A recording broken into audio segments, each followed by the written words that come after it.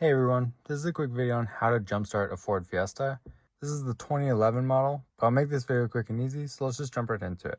So to start, open your hood by pulling this little tab right back here. Here you're going to need another car and a set of jumper cables.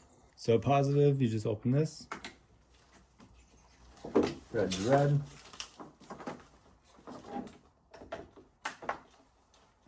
So for the black, you have two different options. You're able to put it on this bolt here, or you can use just the negative on the battery.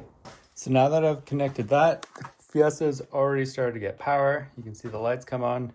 Haven't even started the car yet.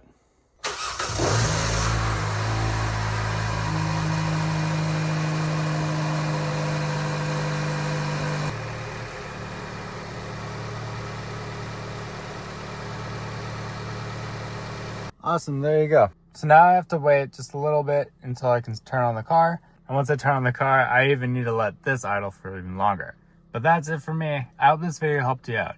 If it did, please put a like on this video and please subscribe to my channel to see more great car guides just like this. Have a great day, everyone. Cheers.